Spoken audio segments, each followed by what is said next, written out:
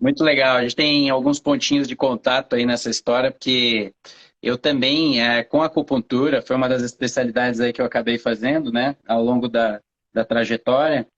E a gente acaba tratando muita dor crônica, né? A gente acaba pegando muito paciente fibromiálgico, Sim, paciente que fez cirurgia, está com muita dor, está se recuperando, paciente que tem lá problema de lombar, que é muito comum, né, aparecer, ou até mesmo, às vezes, tinham pacientes ali que a gente atendia muito com problemas neurológicos, espasmos, às vezes doenças degenerativas, né? Então, você acaba trabalhando muito com a dor crônica, e a gente acaba pegando o jeito desse paciente, né? Que é um paciente que a gente sabe que tem um impacto gigante, né, na vida da pessoa sentir dor todos os dias.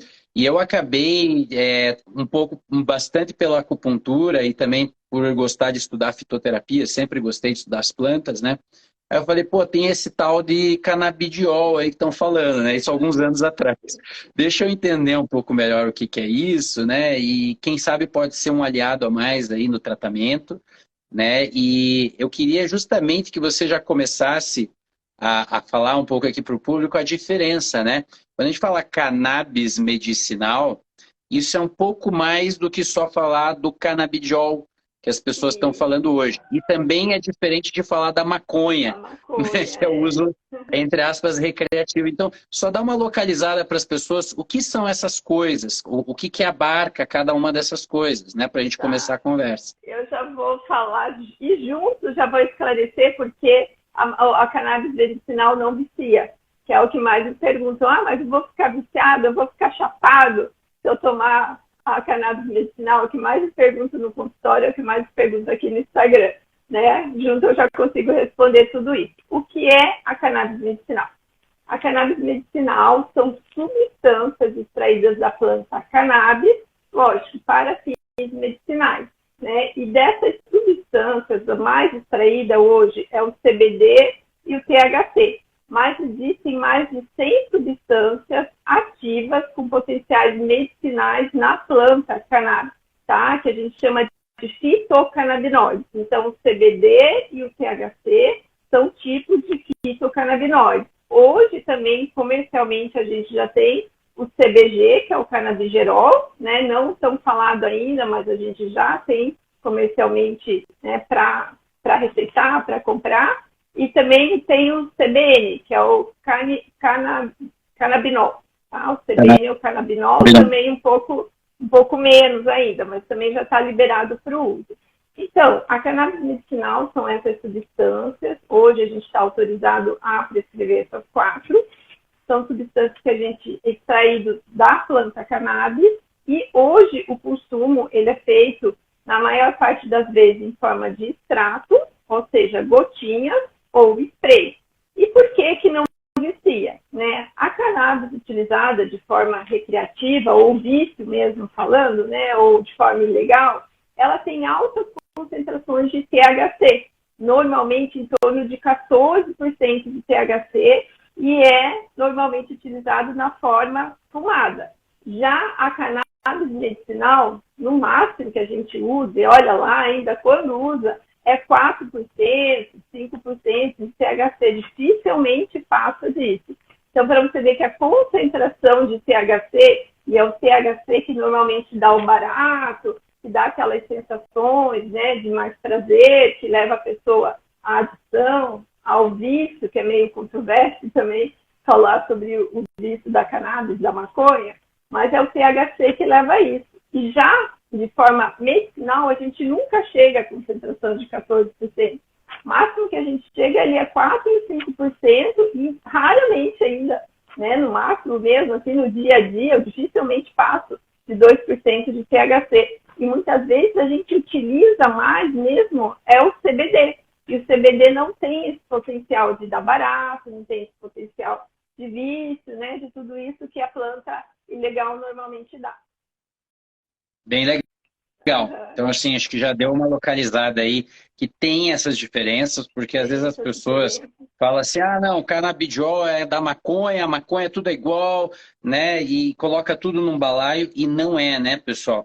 E assim, só para, já que pegando um gancho com isso que a Manu falou aqui, veja bem, né? A gente tem, em termos da maconha, da planta, A gente sabe que o uso já faz milhares de anos, né, que a humanidade usa essa planta, não só para fins psicoativos, né, como a gente está falando aqui do THC, mas ela sempre teve inúmeras aplicações, né?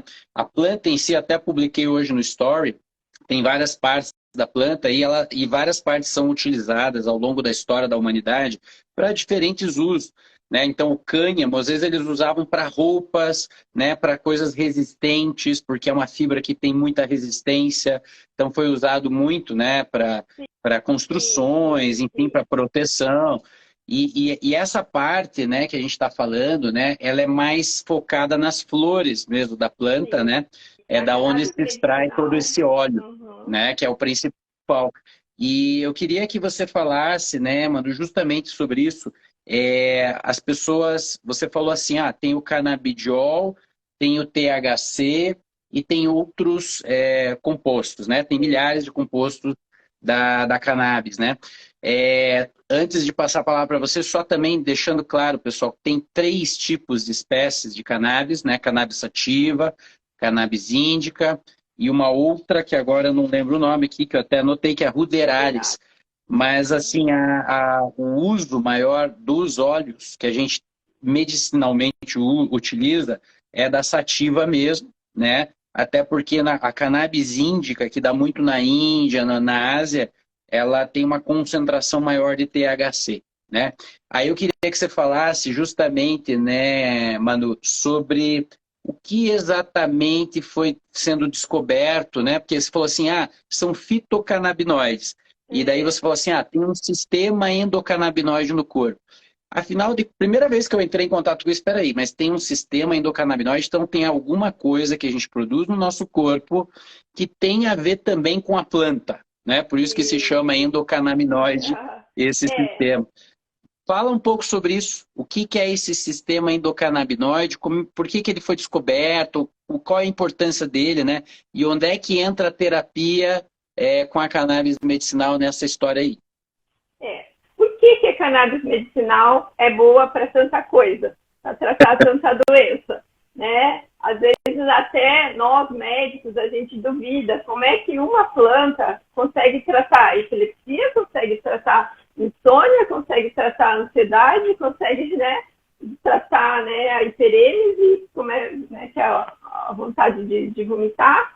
E como é que uma planta, uma substância, consegue tratar tanta coisa? A partir do momento que você entende onde ela atua, você vai entender por que ela trata tanta coisa, né? Por quê? Porque o sistema endocannabinoide, que é onde a cannabis medicinal atua, ela é responsável pela homeostase do nosso corpo. Ou seja, é ela que dá todo o equilíbrio, né, do nosso metabolismo, do nosso humor. Então, por isso que ela atua em várias doenças, né? E o que é o sistema endocannabinoide? É um sistema que regula várias funções do nosso corpo.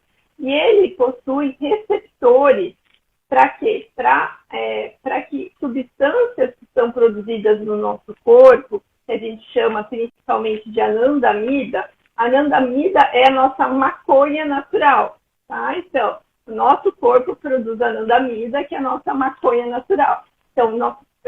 Então, essa anandamida se liga a receptores desse sistema de homeostase do nosso corpo e vai fazer toda a regulação. A cannabis medicinal também se liga nesse receptor da anandamida. Por isso que ela também ajuda nessa homeostase e também faz todo esse equilíbrio do nosso organismo, atua no sistema imunológico, atua na ansiedade, como eu já falei, e em tantas outras doenças, né? Então, esse é a principal função do sistema endocannabinoide, né? Você falou também um pouquinho aí sobre a planta, a cannabis. Então, é bem controverso hoje a gente classificar a planta cannabis sativa, índice, etc. Porque hoje a gente trabalha muito, né, com misturas de planta, né? Então, o que eles querem mesmo é tudo uma questão de manipulação genética já. Eu preciso de tantos por cento de CBD. Então, eles fazem a planta com essa porcentagem de CBD. Então, Então, hoje tudo é muito, muito manipulado já. Até a cannabis ela já é bem manipulada geneticamente em estufas, Já não a medicinal, é mais a natural. já não é mais tão natural assim. Ela é natural, né? Mas ela já é bem misturada ali, as espécies e tal, para essa função medicinal. Bem legal, bem legal. Aí você falou, acho que falando um pouquinho mais para as pessoas entenderem as grandes indicações, né, da cannabis medicinal, você falou do sistema endocannabinoide. Então a gente tem esse sistema de autorregulação homeostática, Sim. ou seja, quando o corpo está em apuro, às vezes a gente tem uma produção de um certo neurotransmissor lá no cérebro, uma dopamina, em quantidade exagerada. Esse sistema endocannabinoide ele vai atuar, né? Ele vai tentar regular para baixo esse excesso de dopamina, que, por exemplo, poderia estar ligado a quadros de esquizofrenia, sintomas psicóticos, o paciente está começando a ter alucinações. Da mesma forma, às vezes, um outro neurotransmissor, tipo a serotonina, né? Quando o paciente está entrando numa depressão, ele está ficando com baixos níveis de serotonina entre uma sinapse, né? Entre um neurônio e o outro, esse sistema endocannabinoide ele vai atuar na tentativa de ter mais serotonina para fazer uma regulação. Ou seja, o que é interessante, né, dentro desse sistema é que ele é para cima, é para baixo, ele tenta encontrar um equilíbrio, né, só que às vezes a gente perdeu essa capacidade desse sistema fazer essa regulação. E aí eu acho que as pessoas se beneficiam, quando as pessoas estão nesse estado, né, elas acabam se beneficiando bastante de usar, né, um fitocannabinoide. Você falou dos sintéticos também, né? E os sintéticos que a indústria tentou fazer tem um viés, né, que você falou assim, a planta tem todas essas qualidades complexas de elas agirem em várias partes do nosso corpo, em vários receptores diferentes, e às vezes um sintético, ou seja, um THC sintético, um canabidiol sintético, né, like que a gente diz, ele acaba dando mais efeitos colaterais por ele não ter esse espectro mais amplo que a planta tem, né?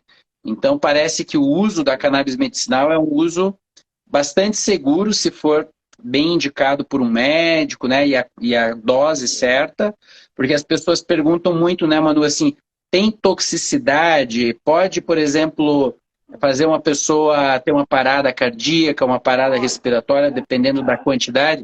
Então, explica para nós. Esse efeito que você falou da diferença do sintético, no caso, né, que o primeiro derivado da cannabis liberado, né, depois da proibição, ali em 1930, foi o Sativex, né, que o Sativex foi utilizado para criar uma cannabis sintética, que foi utilizado e é utilizado ainda hoje para tratar a dor da esclerose múltipla, né, e é uma cannabis sintética. O que acontece? O sintético, ele não tem o efeito entourage, que a gente diz. O que é o efeito entourage? O efeito entourage é quando, junto com uma substância, existem outras substâncias que potencializam a ação da substância principal. Na cannabis, que a gente, normalmente, médico prescreve, não o Sativex, a cannabis natural, o que acontece? Além do CBD, além do THC, existem todos os outros compostos da planta que estão ali, que potencializam a ação do CBD, do THC. Por isso que eles acabam sendo até mais eficazes e com menos efeito colateral. Porque essas outras substâncias que fazem efeito entourage também protegem contra os efeitos colaterais potenciais, né, do que ele sozinho. Ele sozinho geralmente é muito mais potente, né, e tem muito mais efeito colateral, e às vezes não é tão bom, é potência, mas não no sentido potência de ser bom, né, potência no sentido de ação no receptor, e você agir rápido no receptor nem sempre é uma coisa muito boa, né. Então tem esse efeito entourage, que é muito legal hoje, né, da cannabis medicinal, que ela sozinha não teria todos esses outros benefícios. Qual que foi a outra pergunta mesmo, Nicolau? É só fazer um parênteses até, pegando um gancho com isso que você falou, até tinha anotado de uma aula que eu assisti, né, que a planta em si já está documentado mais de 540 bioativos, substâncias bioativas na E daí planta, tem os terpenos, né? 104 fitocannabinoides, Aham. e a gente está falando apenas de 3 aqui que são mais, assim, clinicamente utilizáveis, né? Mas aproveitando uma pergunta que eu queria que isso é bem importante, né? A gente vai falar um pouquinho das indicações clínicas. Dentro desse sistema endocannabinoide se descobriu dois tipos de receptores principais, assim, os mais importantes, né? Que é o CB1 e CB2. E o CB1, ele está distribuído em algumas regiões diferentes do CB2, logicamente, mas daí a gente fala muito dessa questão da indicação da cannabis para as questões de saúde mental, né? Tem um grande conjunto de indicações, e tem um outro conjunto de indicações para inflamação, né? Eu queria que você falasse um pouco desses receptores, né? E um pouquinho assim, quais são então as condições clínicas, né? Que hoje são mais claramente estudadas para as indicações dos óleos de cannabis, né?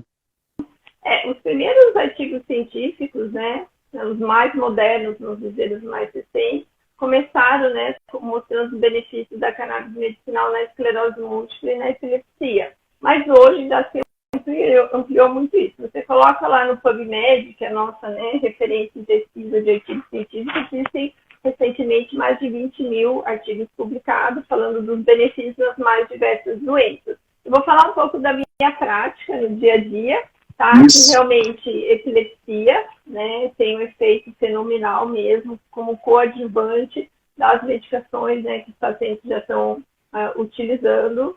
Dor, espasticidade da esclerose múltipla, lembrando que não muda a evolução da esclerose múltipla, melhora a qualidade de vida dos pacientes com esclerose múltipla e Parkinson.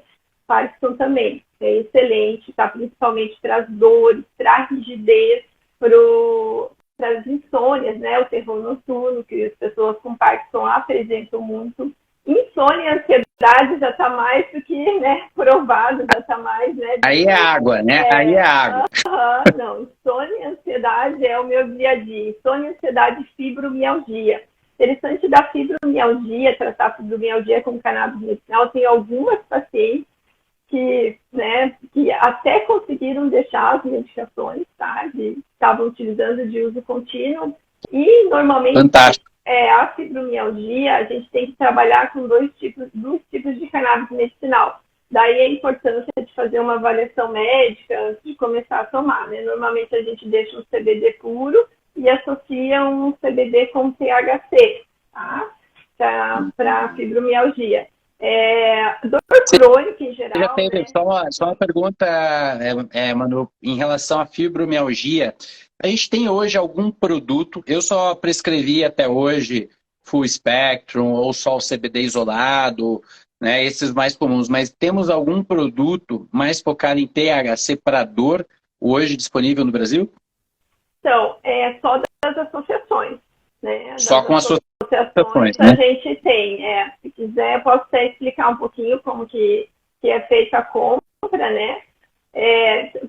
Só terminando ali, também meu dia a dia é muito dor crônica, né? Dor neuropática, essas dores, por exemplo, dor do câncer, pacientes que estão com câncer se beneficiam muito da cannabis medicinal, tanto para melhorar a dor, quanto para melhorar, regular o sono. Pacientes com câncer na fase terminal acabam tendo, né, dificuldades de ter o ciclo normal do sono. Também na parte quando estão fazendo quimioterapia, apresentam muita náusea, vômito, a cannabis medicinal entra muito bem nesses pacientes, tá? E como comprar, né, já que você comentou aí. Primeiro, precisa de uma receita médica controlada, e essa receita vai depender do tipo de cannabis que a gente está prescrevendo. Cannabis com concentrações maior do que 0,2%, né, de THC, precisa da receita amarela, que é aquela mesma do opioide. Já com concentrações menores, ou é receita azul, se for comprar diretamente na farmácia, ou é uma receita controlada. Essa receita controlada é aquela que é receita dupla, né?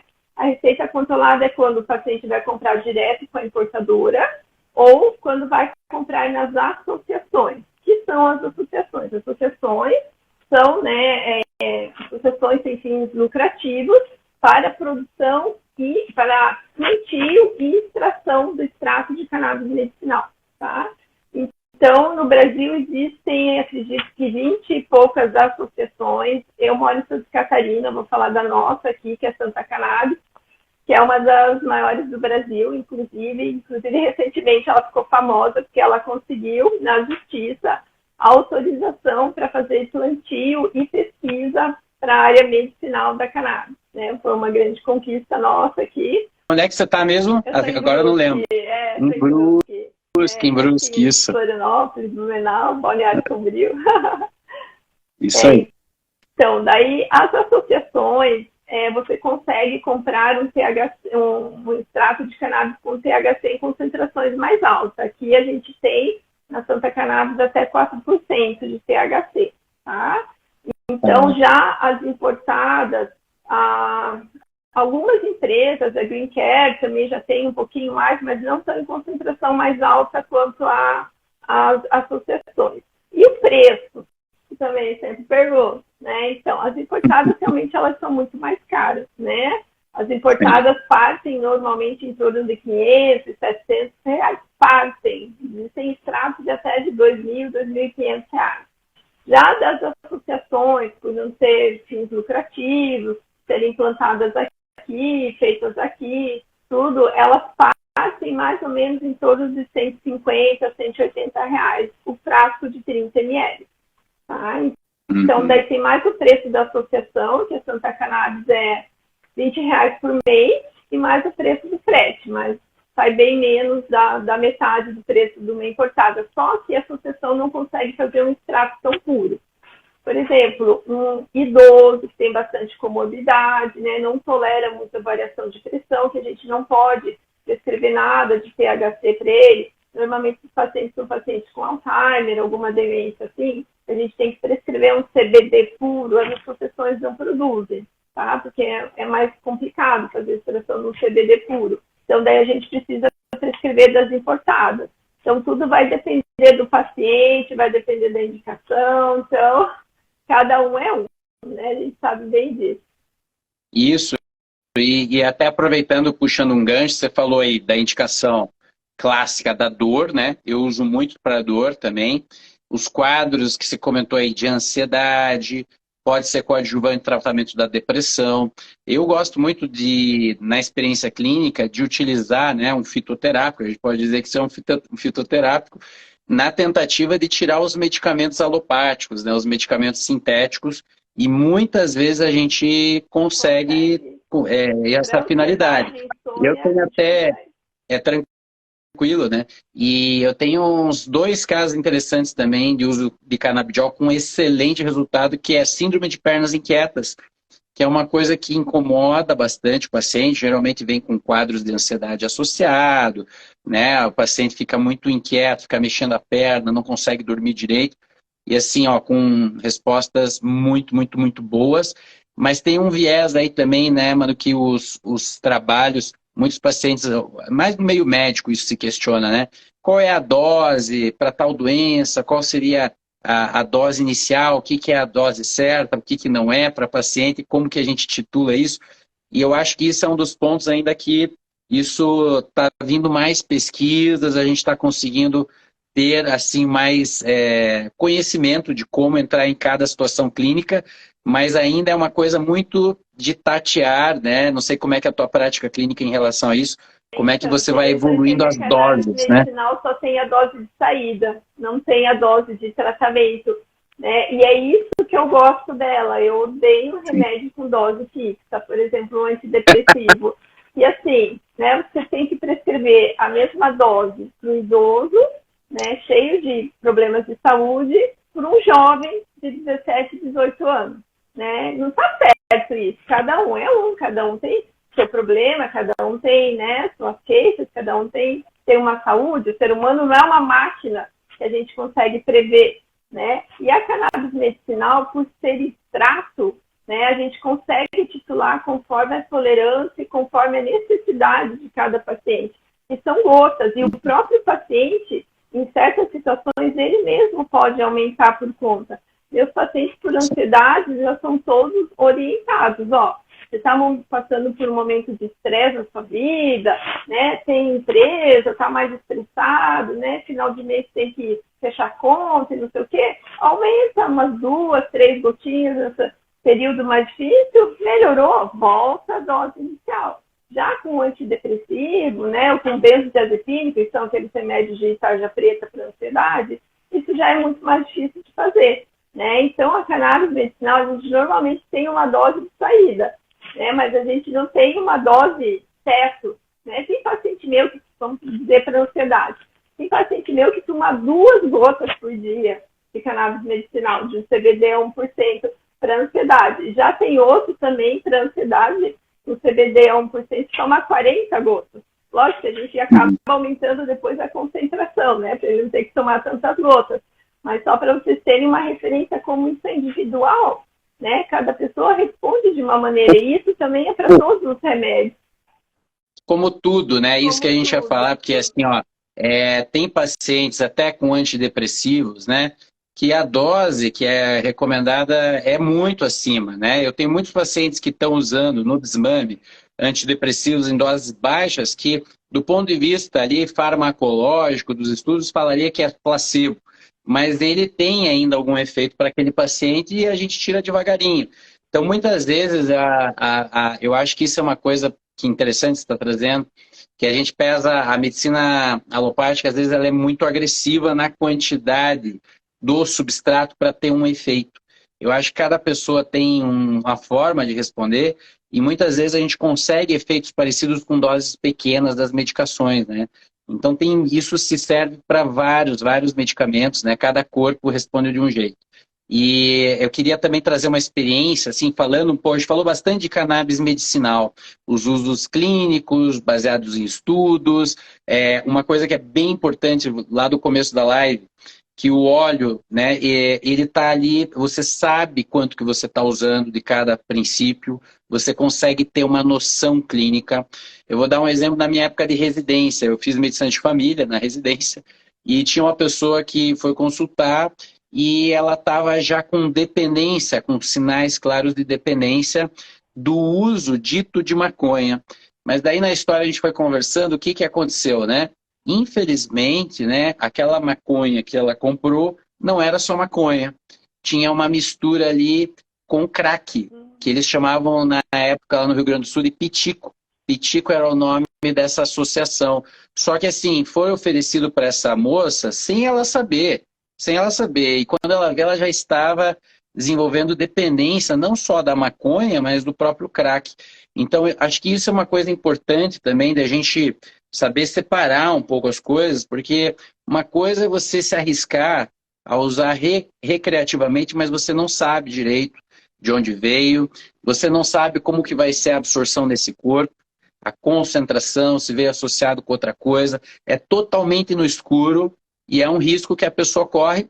E assim, eu, na minha experiência clínica desses anos, né, eu não tenho nada contra quem queira fazer o uso recreativo, a pessoa tem que é adulta e sabe escolher. Mas eu vi alguns casos de uso de maconha mesmo, né, desencadeando processos esquizofrênicos. Eu vi em 3, 4 pacientes jovens, de 16, 17 anos, né, que é justamente a idade em que as pessoas estão começando a utilizar. E aquilo me marcou. Né? Então, não é uma coisa assim tão inofensiva. Homeopaticamente, a gente tem medicamentos feitos à base de cannabis também. Né? Alguns medicamentos homeopáticos são feitos à base de cannabis e a gente sabe que, no fundo, a planta ela tem um monte de propriedade terapêutica, como a gente está falando aqui, mas se a pessoa ficar um pouco refém no uso crônico da planta, o que eu observo? Né? É uma certa dicotomia entre a minha realidade aqui, que está tudo ok, e a realidade lá fora da janela, o mundo que é muito estressante, eu não dou conta, então eu prefiro ficar aqui na minha realidade, aqui tranquilo, paz e amor, né?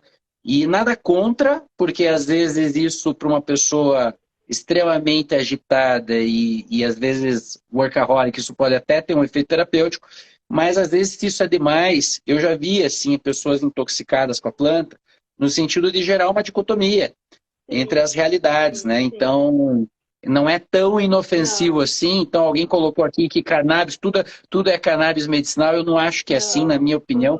Respeito quem pensa diferente, né? A questão de você também é outro assunto que a gente não vai entrar aqui, que é a questão de legalizar ou não. O que a gente está falando aqui é mais dos usos clínicos terapêuticos e com certeza tem vários usos clínicos e terapêuticos que ainda estão sendo descobertos. Né? Eu não sei como é que você vê também, se quiser colocar tua opinião aí, Manu, em relação a essas coisas, né? Também uma coisa que é importante é a absorção, né? Uma coisa é o óleo Isso. sublingual, É tudo uma outra coisa questão é de você concentração, aspirar uma né? fumaça, né? Aham. Não, tudo uma questão de concentração, né? De estudo. Não serve para tudo. Não sei quem falou, mas não serve para tudo. Por exemplo, depressão não é uma boa medicação para tratar a Sim, depressão. Ela pode ser um adjuvante, melhorando o uma sono. Por adjuvante. exemplo, uma pessoa depressiva, está com sono ruim, a gente entra para tratar insônia, mas para tratar depressão em si, ela não é um bom medicamento. Tem gente que defende, tem, né? Mas até conversando com colegas psiquiatras que também prescrevem, todos concordam que realmente não é uma medicação. Só citando exemplo, né, para quem falou, né, quem estuda mesmo sabe que não é bem assim, não é bom para tratar tudo.